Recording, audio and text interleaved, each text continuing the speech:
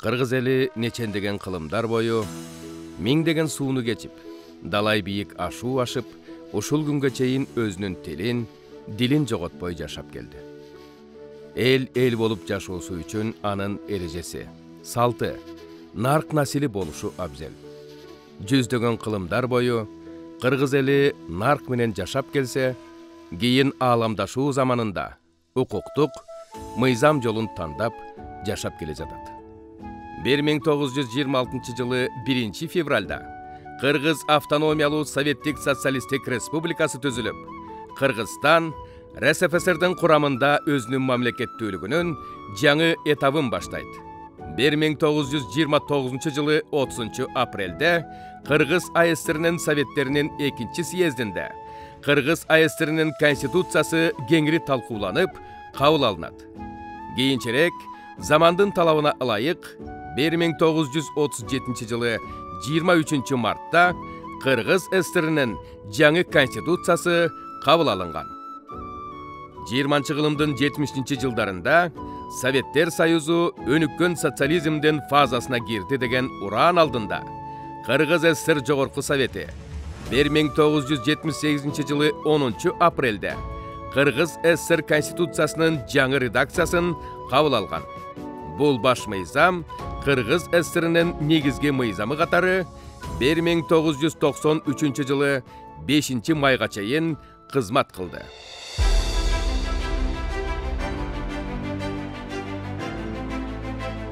1990 жылдын 15 декабрында кийин Кыргыз тарыхына легендарлуу парламент деп кирген парламент тарыхый бир чечим кабыл алды. Бул чечимдин аты Кыргыз Республикасынын суверендүүлүгү жөнүндө деген декларация кабыл алынды. Мына ошол декларацияда эгемендүү суверендүүлүккө кадам жасап жаткан мамлекетибиз өзүнүн символдорун иштеп чыгышы керек. Бул символдору деген желек, герб, гимн, улуттук валюта жана башкалар.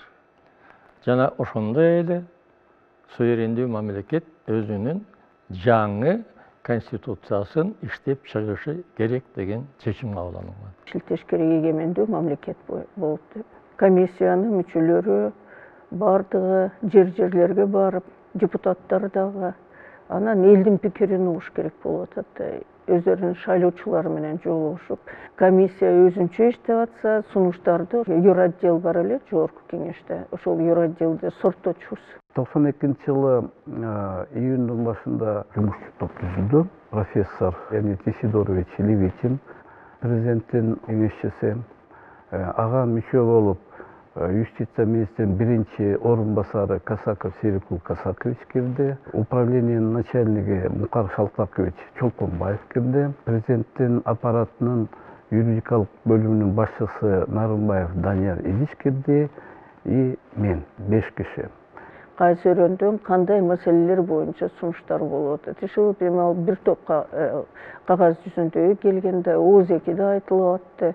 Ошолордун баардыгын иреттеп, анан комиссияга киргизип, комиссия дагы аны карап, андан тышкары сыртта сессия чогулган сайын эле биз демократпыз, анан демократия керек деген топтор болуп атты. Бул комиссияны иштеп чыгууга келгенде биз дүйнөлүк практиканы өзгөчө батыш өлкөлөрүнүн конституциялык түзүлүшү боюнча, конституциялары боюнча терең изилдөөлөр жүргүзүп, ошонун ичинен кайсынысы бизге туура келиши мүмкүн, кайсынысын биз өзүбүздүн өзгөчөлүгүбүз, мамлекетибиздин, элибиздин менталитеттин өзгөчөлүгүнө жараша ошолордон адаптация кыла турган жактары барбы, жокпу деген ой пикирлер дагы каралды.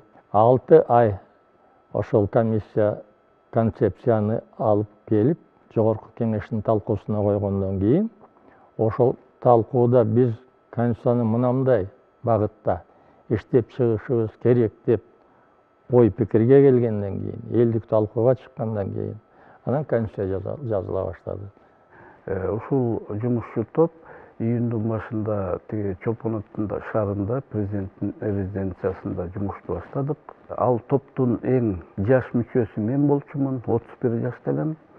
Конституциянын долбоорун кол менен жаздык. Леонид Исидорович Левитин мындай сунуш киргизди. Ар бир өңөр кагазга мамлекеттин атын жазгыла деп. Ошондо мен мамлекеттин атына Кыргызская республика деген атты сунуштадым. Чоң дискуссия болду. Профессор Левитин жумушчу топтун жетекчиси катары макул болду. Скобкага кыскача Кыргызстан деп жазалы деп. Ошондо биринчи статьяны биз баштадык. Конституция Кыргызской республики. В скобках Кыргызстан депчи. Мамлекеттик бийлик тең салмактуу үч утакка бөлүнүшү керек деп аныктадык. Аткаруу бийлиги, мыйзам чыгаруу бийлиги, анан кийин сот бийлиги деп.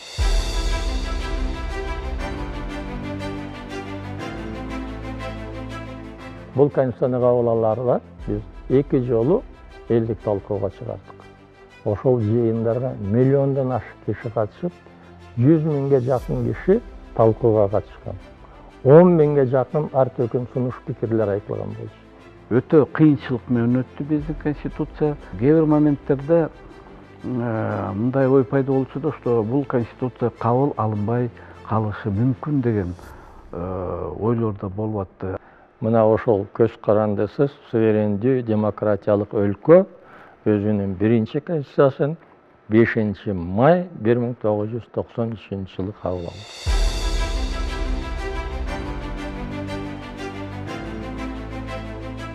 Бул 5 майда кабыл алынган конституция эгемендүү Кыргызстандын укуктук фундаментин түзүп берди. Конституция эң жогорку бардыгына милдеттүү түрдө жазылган закон катары күчүнө ээ кылдык да. Анан кийин ал жерде ачык айкын жазылган Кыргызстанда жергиликтүү бийликтен баштап бардыгы ошол конституциянын чегинде гана, ошол конституцияда жазылган эрежелерге баш ийиши керек. Бизди сынап чет мемлекеттен көп эксперттер, өкүлдөрү келип атышты, кээ бирөөлөр кызыгуу менен, көбү чынын айтканда сын көз менен карап. Анан келип өздөрү көрүшүп, кийин анан Кыргызстанды дагы ошол чыныгы биздин өрөөндөгү демократиялык аралча экен деп атка конбодук билесиңердер да.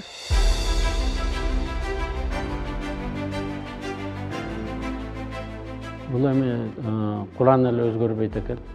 Калган баары агымга жараша, жашоо турмушка жараша өзгөрүп турат. Конституциядагы ошого ылайык суроо талаптарга, мезгилге жараша өзгөрүп турган. Мен ойлоп атам, бүгүнкү күнү оптималдуу түрдөгү, бүгүнкү заманга жараша, бүгүнкү убакытка жараша биз туура моделин тандап алдык. 30 жылдын ичинде бир топ өзгөрүүлөр болду, бирок адам укугун коргогон бөлүк бир да жолу өзгөргөн жок. Эң чоң баалуулуктардын бири бул биздин кыргыз жараны, ушу жарандын укугун, ушунун бакубат жашоосун колдой турган жана ошону камсыз кыла турган биздин эң бирден бир негизги мыйзамыбыз бул конституция. Ушул баш мыйзам кабыл алгандан кийин абдан көп өзгөртүүлөргө, оңдоо түзөөлөргө кабылды деп сындап жүрөбүз да. Балким бул субъективдүү көрүнүш болушу мүмкүн.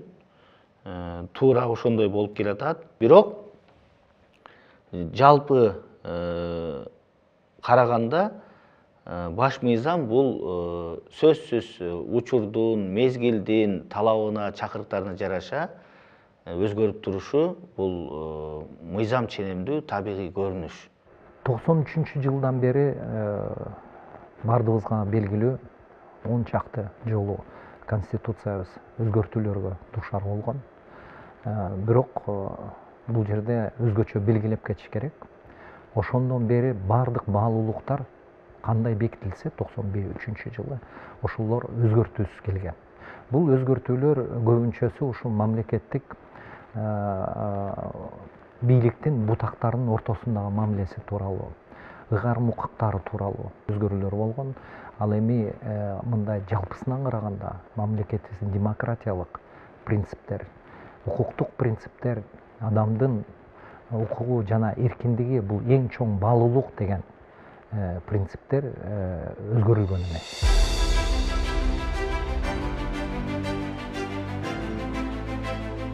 2021-жылдын 10 январындагы референдумда ошо референдумга катышкандардын 80% Biz prezidenttик başkaruunu kaalayбыз деп өзүнүн оюн билдиришкен.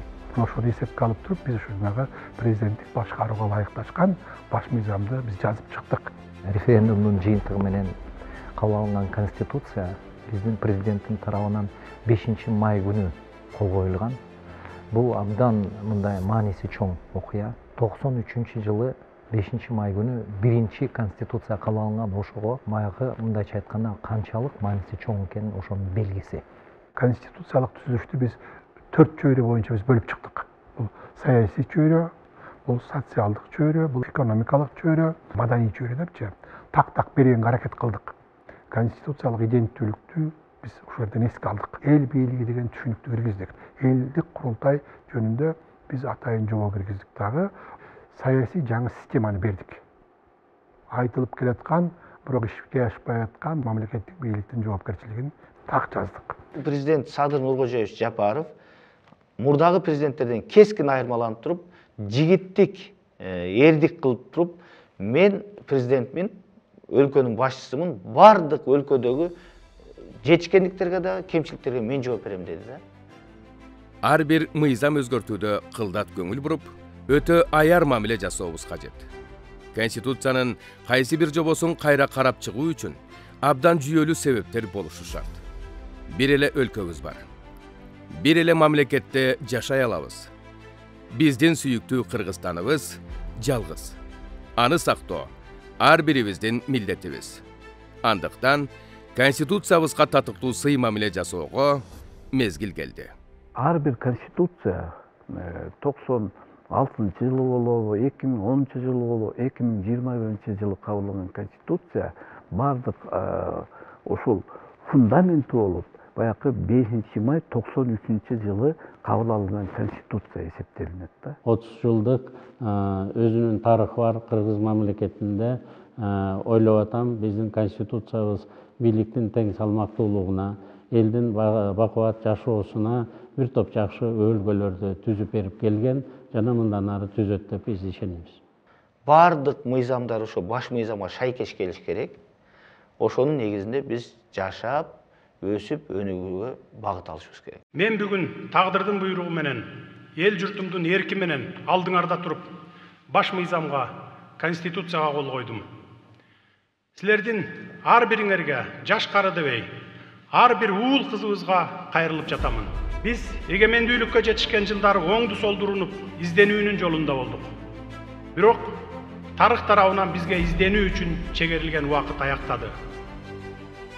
Кудай буйрса, бул кыйынчылыктан да жолун таап чыгып кетебиз. Болгону күнү түнү дебей талыкпаган эмгек жана эрк керек. Андай эрк бизде бар.